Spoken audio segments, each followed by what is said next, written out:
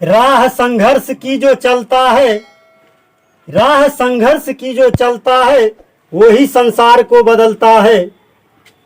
राह संघर्ष की जो चलता है वही संसार को बदलता है। जिसने रातों से जंग जीती है सुबह सूर्य बनकर वही चमकता है। जिसने रातों से जंग जीती है वही सुबह बनकर सूर्य बनकर चमकता है। तो मेरे दोस्त हेलो, मैं लक्ष्य बिंदु चैनल पे आपका फिर से स्वागत करता हूं। पिछले वीडियो में आप लोग देखे थे यूनिट डिजिट पार्ट 3 तक हो चुका है। आज आप लोग को पढ़ाऊंगा रिमाइंडर थ्योरम, जिसे हिंदी में शेषफल प्रमेय बोलते हैं, जो कि नंबर सिस्टम चैप्टर में आता है। तो आइए शुरू करते हैं। जब किसी संख्या में 45 से भाग दिया जाता है तो 25 शेषफल आता है। तो उस संख्या में 9 से भाग दिया जाए तो शेष क्या आएगा? तो दोस्त मेरे, जब किसी संख्या में 45 से भाग दिया जाता है तो शेष 25 आता है। बोल रहा हूं, संख्या में अगर 9 से भाग दिया जाए तो शेष क्या आएगा? तो आप लोग आज तक पढ़े होंगे या नहीं भी पढ़े होंगे क्या कि जब ऐसा दिया रहे प्रश्न तो क्या करते हैं कि जो शेषफल रहता है उसी में जो है हम भाग करते हैं। तो 25 में 9 से भाग कर दोगे तो कितना आ जाएगा? 9 दूनी 18, हमारा 7 जो है शेष आ जाएगा। लेकिन अगर ऐसे आप लोग डायरेक्ट कर देते हैं तो आपका सवाल गलती हो सकता है और गलती होने की संभावना बनी रहती है। तो मेरे दोस्त, डायरेक्ट ऐसे नहीं करना है। सबसे पहले आपको एक चेक करना है कि जब ऐसा सवाल दिया रहे तो सबसे पहले एक चेक करना है कि हमारा ये जो संख्या दिया है कि किसी संख्या में 45 से भाग करने पर यानी भाग देने पर शेष 25 आता है, तो इसमें मेरा 9 से भाग लगता है या नहीं लगता है? तो 45 में 9 से हम देख रहे हैं कि भाग लगता है, पूरा पूरी कट जाता है, तभी मेरा आंसर निकलेगा। अगर नहीं निकलता, मान लिया जाए इस जगह अगर मेरा 8 रहता, इस जगह अगर मेरा 8 रहता तो आप क्या करते? आंख मूंद के 8 से भाग कर देते 25 में, क्योंकि आप लोग का रटंत विद्या है अभी तक कि डायरेक्ट जो है शेष में भाग करते हैं। तो 8 तिया 24 और आंसर 1 आया, तो शेष मेरा जो है 1 आ गया। तो ये हमारा गलत है। क्यों? क्योंकि हम 8 से इसमें जब भाग देंगे 45 में तो हमारा भाग पूरा पूरी नहीं लगेगा, और जब नहीं लगेगा तो हमारा कोई आंसर नहीं निकलेगा। इसलिए इस अगर 8 रहता है यहाँ तो इसका जवाब होता कि ज्ञात नहीं किया जा सकता है। DI आपका आंसर रहता कि ज्ञात नहीं किया जा सकता है। इसलिए सबसे पहले आपको चेक करना है कि 45 में 9 से भाग लग रहा है या नहीं। तो देख रहे हैं 45 में 9 से भाग लग रहा है, तो हमारा जो है इसमें भाग देंगे तो आंसर निकल जाएगा। तब जाके हम 25 में भाग देंगे 9 से और खिलाएंगे 9 दूनी 18, तब हमारा जाके शेष 7 बचेगा। तब जो है गलती होने की संभावना खत्म हो जाती है। और दिया रहे कि जब किसी संख्या में 45 से भाग दिया जाता है तो शेष 25 आता है। तो उस संख्या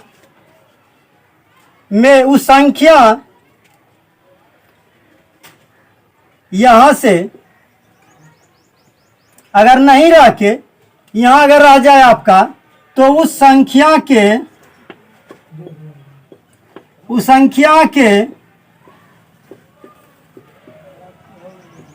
2 गुने में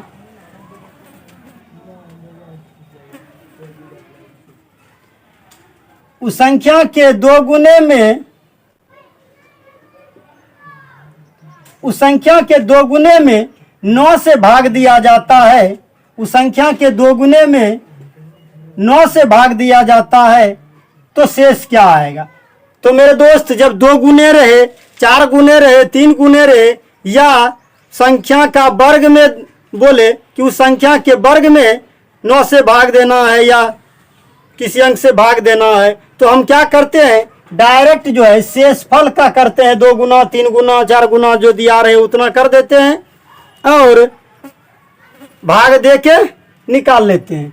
जैसे यहाँ 2 गुना क्या दिया है, जब किसी संख्या में 45 से भाग दिया जाता है तो 25 शेषफल आता है, तो उस संख्या के 2 गुने में 9 से भाग दिया जाए तो शेष क्या होगा, तो उस संख्या के 2 गुने जिसमें हम 45 से भाग दे रहे थे उसका जो है 2 गुने में हम देंगे 9 से भाग, तो कितना शेष आएगा।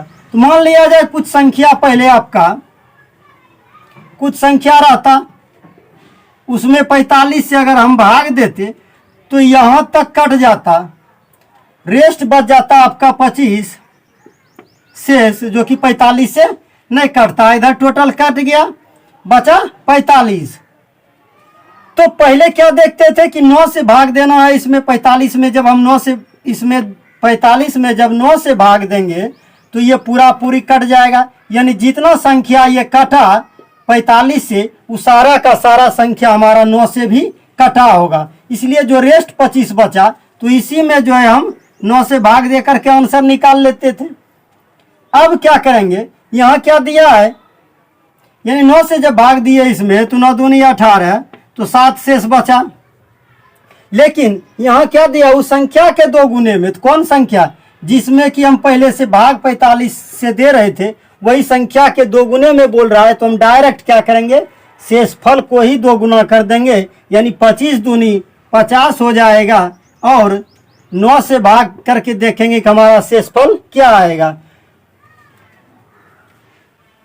तो 9 पचे 45, यानी हमारा शेष 5 होगा, आंसर निकल जाएगा। वही अगर बोलता 3 गुने से तो क्या करते, 25 या 75 कर देते, यानी शेषफल को ही 2 गुना 3 गुना वर्ग घन जो बोले वो कर देना है। अगर बोलता है यहाँ 3 गुने में 9 से भाग करना है तो 25 को हम 3 गुना करके यानी 75 में 9 से भाग देंगे, तब 9 8 72 हमारा 3 जो है शेष बचता। वही अगर बोलता कि उस संख्या के वर्ग में, उस संख्या के वर्ग में 9 से भाग दिया जाए तो शेष क्या होगा, तो हम क्या करेंगे, उस संख्या के वर्ग यानी 25 का जब हम वर्ग करेंगे तो 625 आ जाएगा, और 9 से जब हम भाग करेंगे तो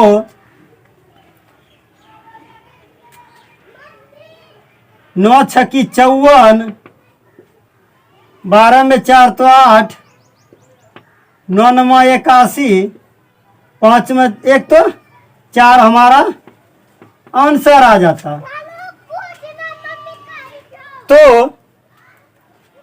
यहां तक अगर आप लोग को समझ में आ गया बेसिक, तो ऐसा जितना सवाल रहेगा आप बिल्कुल आसान से बना सकते हैं और बहुत ही कम समय में कभी बिना पेन उठाए भी बना सकते हैं। तो आइए देखते हैं एक एक करके ऐसा सवाल, और आज पहला टाइप है, आगे इसका 2-3 टाइप और होगा, तो आप लोग बने रहें। जब किसी संख्या को 54 से भाग दिया जाता है तो शेष 24 आता है, यदि उस संख्या को 9 से भाग दिया जाए तो शेष क्या आता है। तो क्या बताए, सबसे पहले देखना है कि ये जो 9 से भाग दे रहे हैं इससे इसमें भाग लगता है कि नहीं है, लगता है।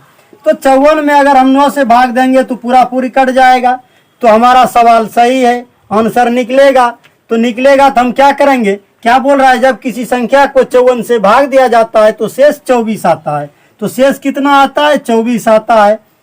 उस संख्या को अगर 9 से भाग दिया जाए तो इस शेष में ही 9 से भाग दे देंगे, क्या हो जाएगा, 9 दूनी 18, 14 में 8 गया तो 6 हमारा शेष आ जाएगा। क्योंकि जो संख्या होगा, मान लिया जाए ये संख्या है और इसमें 54 से हम भाग देते हैं तो इतना सा कट जाता है इधर, और शेष हमारा बच जाता है 24। तो 54 से जो भाग दे रहे थे ये सब जो कट रहा है यहाँ तक, तो ये 9 का 54 का 9 फैक्टर है, यानी कि 9 से इसमें जब हम भाग देंगे, जब 54 में हमारा 9 से भाग लग रहा है तो इस संख्या में भी 9 से भाग लग जाएगा। तो यहाँ तक कट जाएगा, जो बचेगा रेस्ट यही बचेगा। और 24 में 9 से भाग लग जाएगा, जो शेष बचेगा वो हम 9 से भाग दे करके निकाल लेंगे। यानी 6 हमारा आंसर आ जाएगा। जब किसी संख्या को 45 से भाग दिया जाता है तो शेषफल 31 प्राप्त होता है। यदि उस संख्या को 15 से भाग दिया जाए तो शेष प्राप्त होगा। तो क्या बोल रहा है कि किसी संख्या को 45 से भाग देने पर शेष 31 प्राप्त होता है, तो उस संख्या को 15 से भाग देना है। तो सबसे पहले हम देखेंगे कि 45 में 15 से भाग लगेगा या नहीं। अगर नहीं लगेगा तो हमारा आंसर नहीं निकलेगा, लेकिन इसमें भाग लग रहा है पूरा पूरी। जब लग रहा है तो हमारा आंसर निकलेगा। और हम क्या करेंगे, जो शेष आता है, कितना शेष है 31, इसमें हम क्या करेंगे 15 से भाग देंगे और 15 दूनी 30, यानी हमारा एक जो निकला ये हमारा आंसर निकल गया। तो अंतिम तक जरूर बने रहें, क्योंकि अभी अलग अलग सवाल आएगा। जब किसी संख्या को 56 से भाग दिया जाता है तो शेषफल 3 प्राप्त होता है। यदि उस संख्या को 8 से भाग दिया जाए तो शेषफल क्या प्राप्त होगा। तो सबसे पहले क्या बताए कि 56 में क्या करना है, 8 से भाग दे करके देख लेना है। तो 56 में जब हम 8 से भाग दे देंगे पूरा पूरी कट जाएगा। तब शेष जो बचता है 3 में हम यानी शेषफल में ही भाग देंगे, तो 8 से भाग देंगे। इसके बाद दोस्त, जब किसी संख्या को आप भाग करते हो तो भाग तब तक लगता है जब तक कि वो संख्या भाजक से कम ना हो जाए। तो यहाँ तो मेरा कम है ही, तो इसमें भाग लगेगा ही नहीं। और जब लगेगा ही नहीं तो हमारा आंसर यही आ जाएगा शेष 3, जो कि हमारा ऑप्शन सी हो जाएगा। जब किसी संख्या को 5 से भाग दिया जाता है तो शेषफल 3 प्राप्त होता है। यदि उस संख्या के वर्ग को 5 से भाग दिया जाए तो शेष प्राप्त होगा।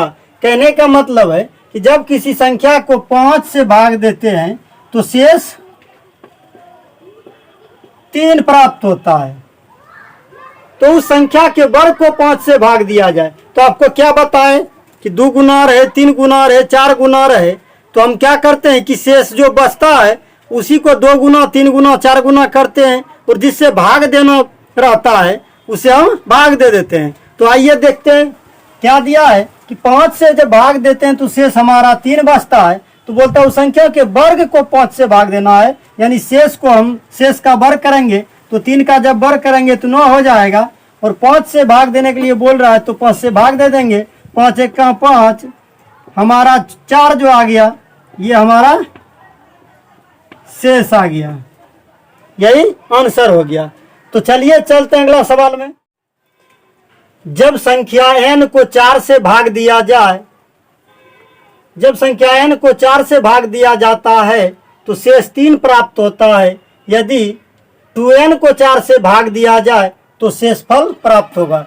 यानी जब संख्या n को 4 से भाग दिया जाता है, मान लिया जाए संख्या ये n है और 4 से जब इसमें हम भाग देंगे तो यहाँ तक कट जाएगा, शेष बचेगा 3 इधर।